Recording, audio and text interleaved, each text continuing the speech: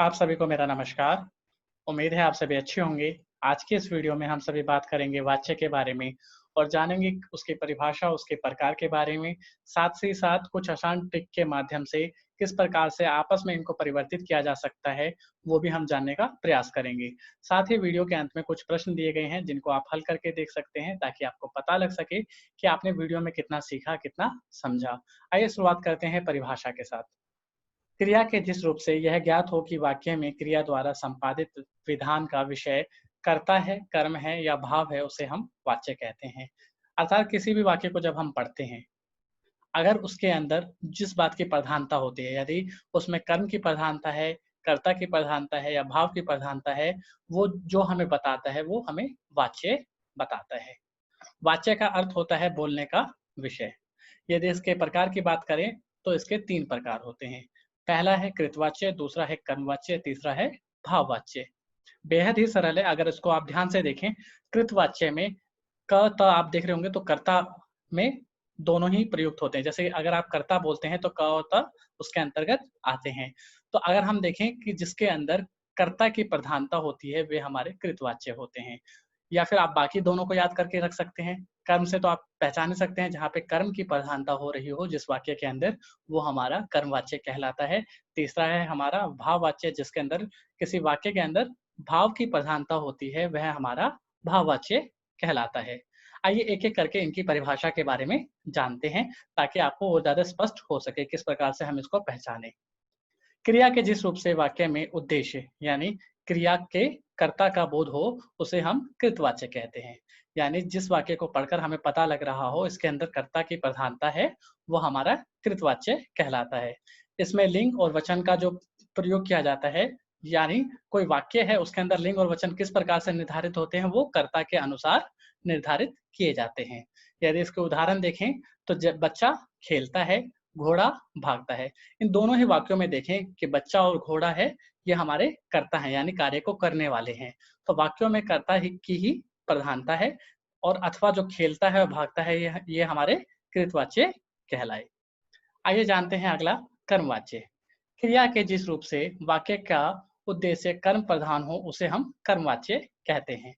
जैसे कि छात्र द्वारा नाटक प्रस्तुत किया जाता है, पुस्तक मेरे द्वारा पढ़ी गई, बच्चों के द्वारा निबंध पढ़े गए। यदि इसमें हम बात करें तीनों की, तो इसमें हमारी कर्म की प्रधानता देखने को मिलती है। इसके अंदर भी हम देखते हैं लिंग, वचन और पुरुष के अनुसार ही, किसके अनुसार? कर्म के अनुसार इसका परिवर्तन होता है। अगर तीसरे की बात करें भाववाच्य की, क्रिया के जिस रूप से वाक्य का उद्देश्य केवल भाव यानी क्रिया का अर्थ बताना हो, वह हमारा भाववाच्य कहलाता है। इसमें कर्ता या कर्म की जो प्रधानता बिल्कुल भी नहीं होती है। अगर अब इसमें मैं तीनों के साथ एक साथ आपको बताता हूँ, एक मुख्य बात, कृतवाच्य के अंदर हमारा सकर्मक और अकर्मक दोनों प्रकार की क्रिया होती हुई आपको दिख सकती है, परंतु कर्मवाच्य में हमेशा आपको सकर्मक क्रिया होती हुई दिखेगी और भाववाच्य के अंदर हमें हमेशा अकर्मक क्रिया होती हुई दिखेगी। यानी हम कुल मिला के ये समझ गए हैं कि कृतवाच्य के अंदर अकर्मक सकर्मक दोनों क्रिया हो रही होगी, कर्मवाच्य में सकर्मक क्रिया और भाववाच्य में अकर्मक क्रिया हो रही होगी। इसके अंदर हमेशा पुल्लिंग जो प्रयोग किया जाता है, पुल्लिंग पुल्लिंग जो होता है और अन्य पुरुष जो होता है, एकवचन का हमेशा प्रयोग किया जाता है। उदाहरण इसका देखते हैं, जैसे राम से पढ़ा नहीं जाता है, रावण से लड़ा नहीं जाता है। यदि तीनों को एक साथ हम एक उदाहरण से समझने की कोशिश करें, तो एक जैसे वाक्य हम लेते हैं कि मोहन पुस्तक पढ़ता है। अगर हम इसकी बात करते हैं, मोहन पुस्तक पढ़ता है, तो इसमें अगर ये सीधा-सीधा अगर हम पढ़ते हैं, तो ये हमारा कृतवाच्य कहलाया, क्योंकि इसमें कर्ता की प्रधानता है। जो पुस्तक पढ़ने वाला कौन है? मोहन की बात की गई है। लेकिन अगर इसको इसी प्रकार से लिखा जाए, पुस्तक मोहन के द्वारा पढ़ी जाती है, तो इसके अंदर हमने कर्म को प्रधान बना दिया और जो मोहन हो गया, वो बाद में आया। इस कारण से इसमें कर्म की प्रधानता हमें वाक्य के परिवर्तन के बाद देखने को मिलती है।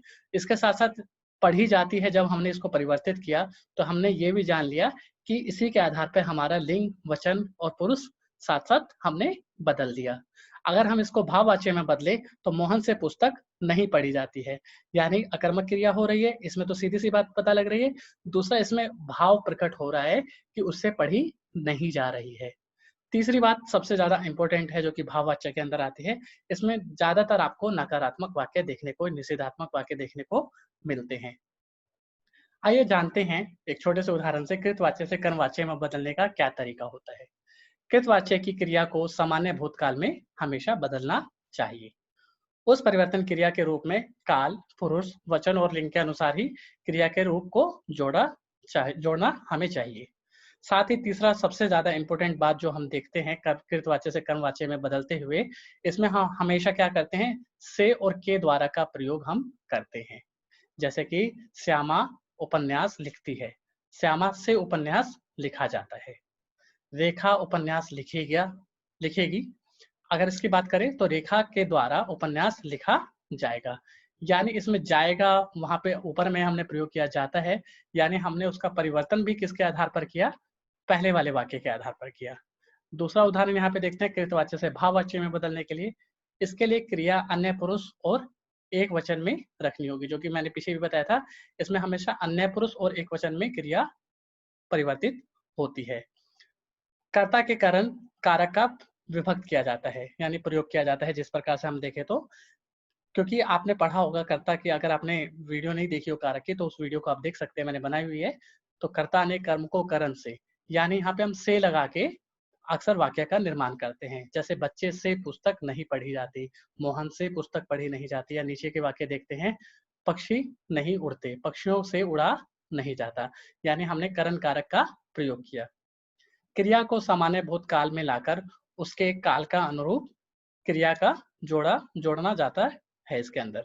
और चौथी बात ये है, आवश्यकता अनुसार निषेधात्मक सूचक या फिर नहीं का प्रयोग हम इसके अंदर करते हैं। यानी कुल मिला के हमने जाना कि किस प्रकार से किन बिंदुओं को हम ध्यान में रखकर से के द्वारा लगाकर या फिर निषेधात्मक वाक्य को पकड़कर हम सरलता से पहचान सकते हैं और परिवर्तन कर सकते हैं। यहाँ पे मैंने कुछ आपको प्रश्न दिए हैं ताकि आपको पता लग सके आपने इस वीडियो के अंदर कितना सीखा, कितना समझा, कितना जाना। यदि आपको वीडियो पसंद आई है तो अपने दोस्तों के साथ वीडियो को शेयर करिए, वीडियो को लाइक करिए। आप सभी का धन्यवाद।